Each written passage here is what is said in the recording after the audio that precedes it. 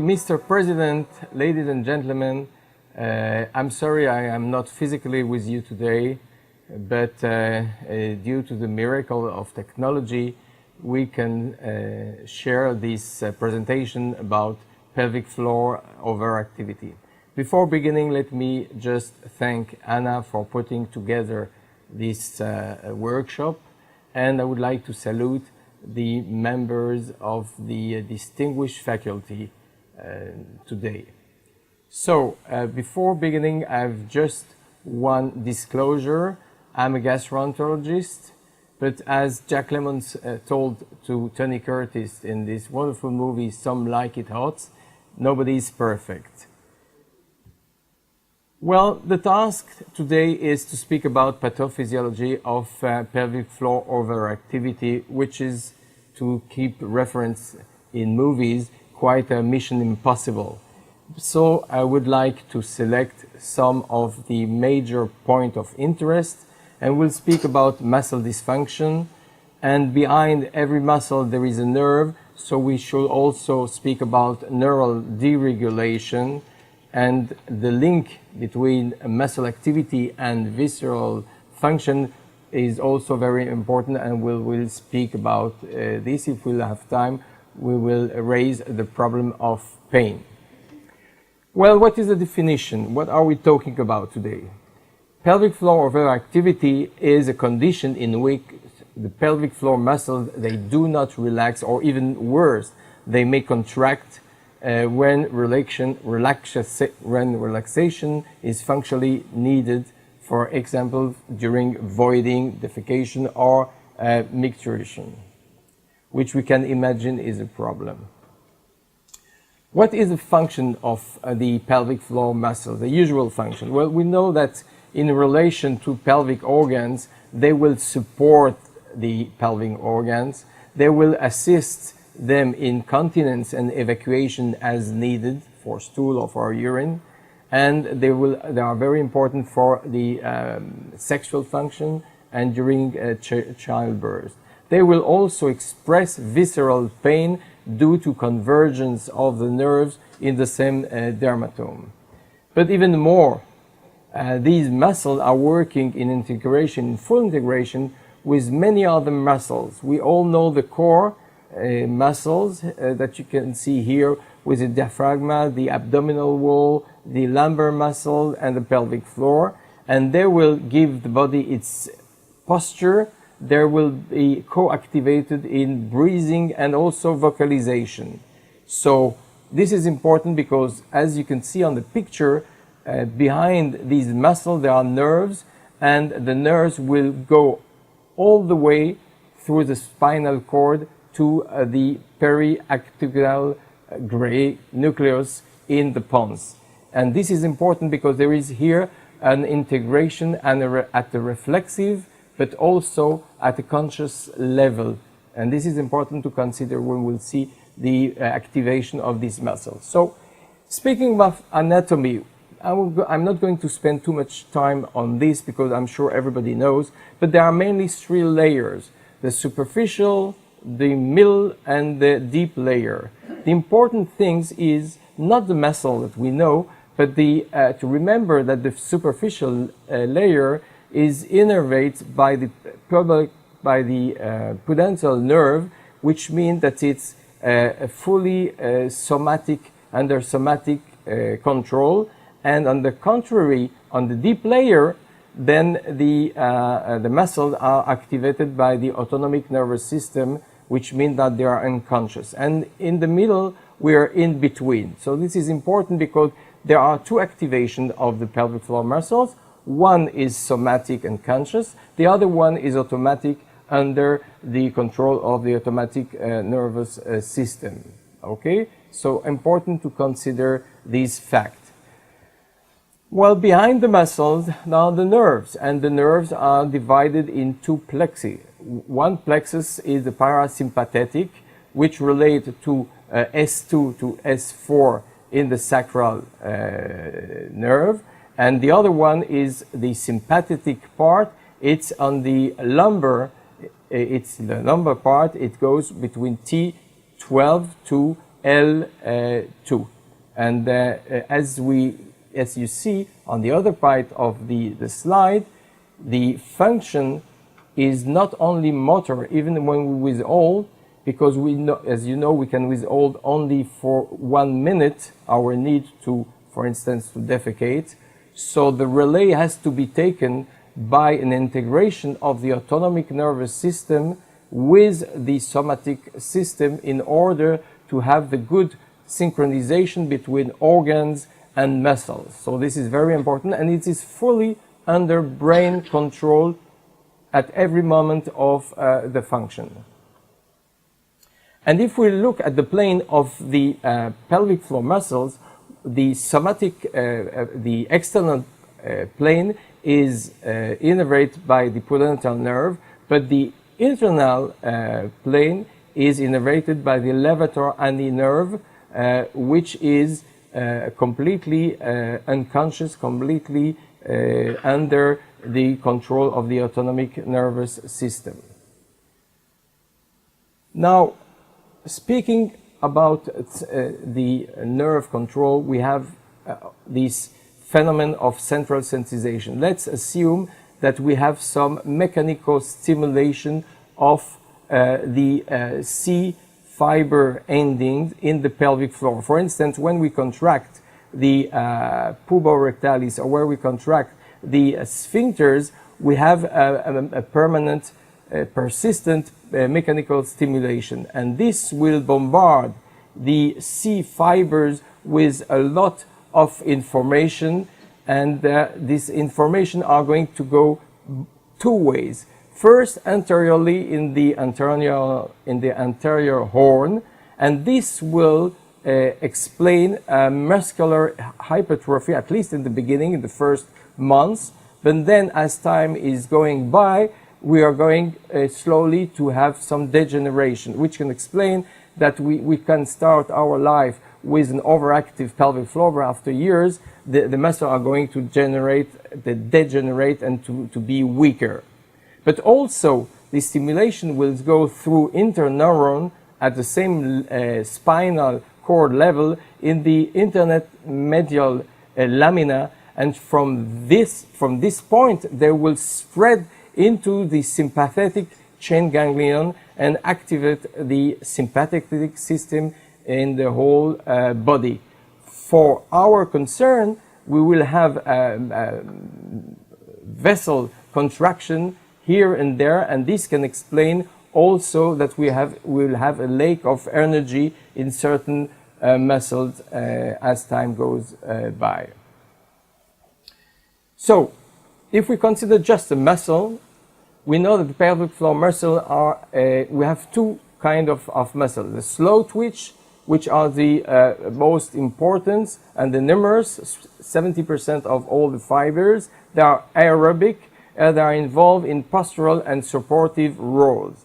And the smallest part, the fast twitch, are glycolytic, and they are necessary for phasic construction of the sphincters, for instance. And we can divide the activity, as we know, in phasic activity, which is stimulated during function in a reflexive way or in a voluntary way, okay? And we have also this muscle working in a tonic activity, and this is more related to posture of the body. And too much pressure in this muscle can generate postural disturbances or increase abdominal pressure.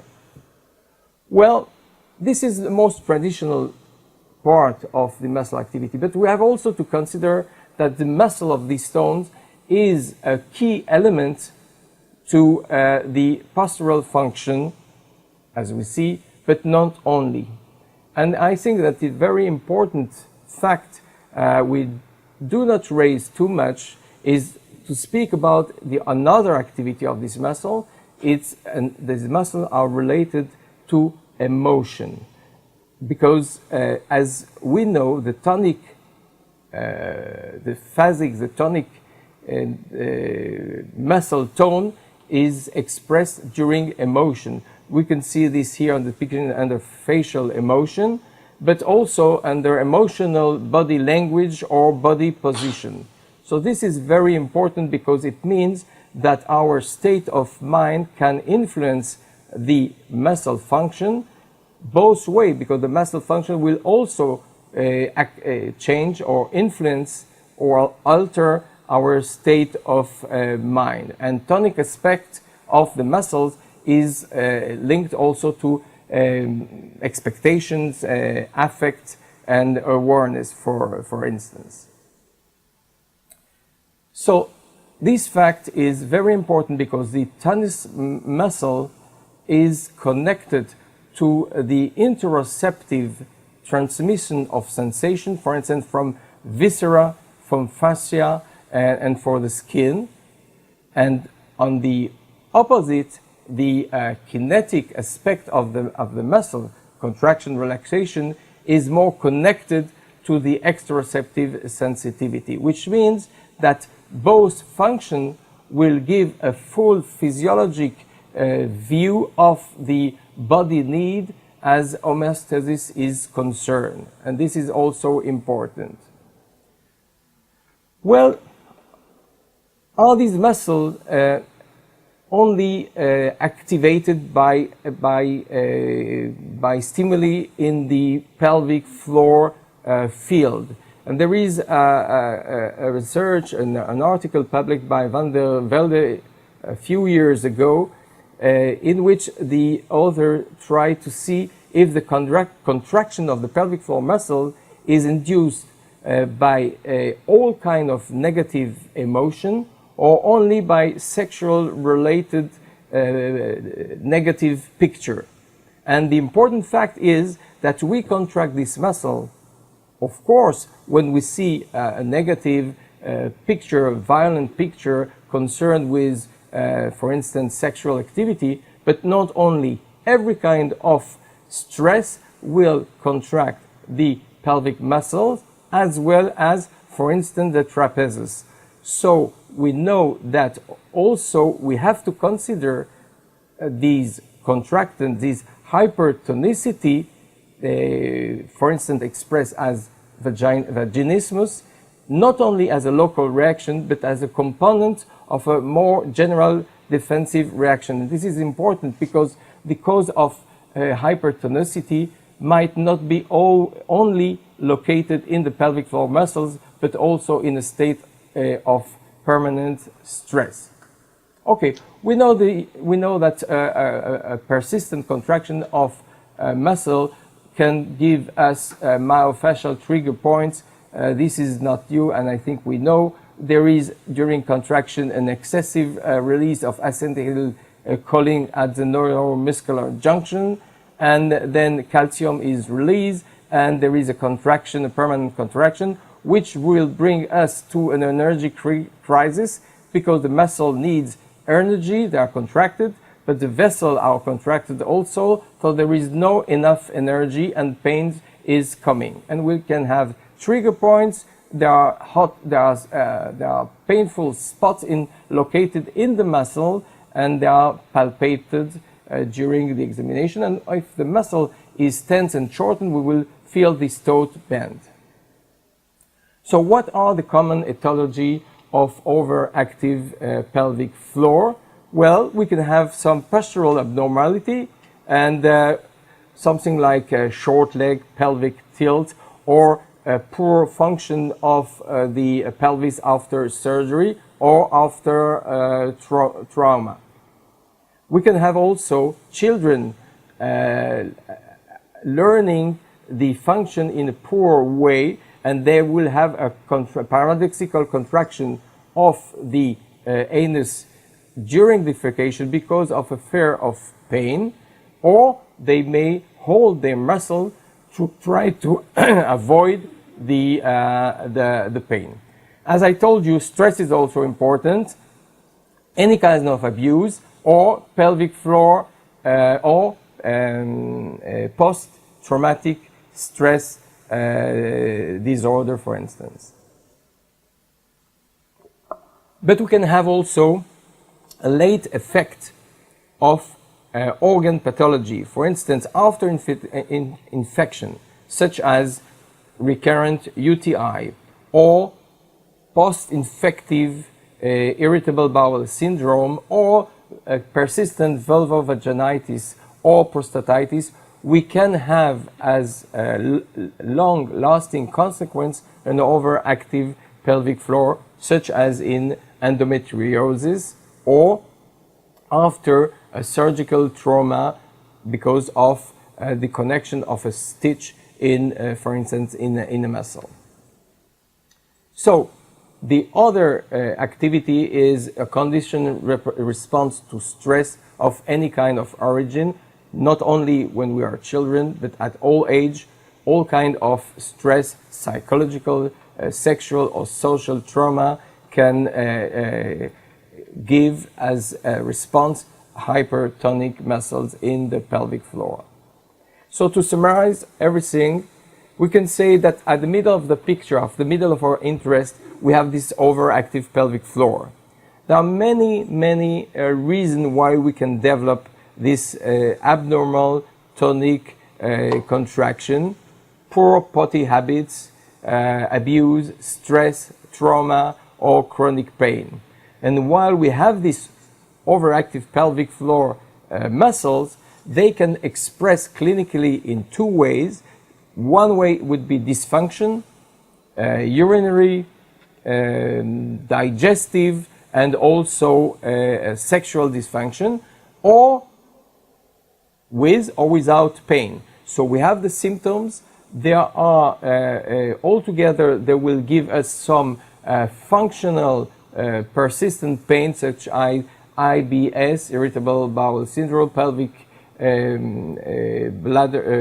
bladder painful syndrome, or so-called prostatitis. But behind everything, we have to remember that we have, and they share the mechanism of neuroplasticity of the central nervous system through mechanism of neuroinflammation or neuroconvergence of overstimuli. And this is important because when we'll treat this patient, we have to consider the end organ and the nervous system both ways. Well, thank you for your attention.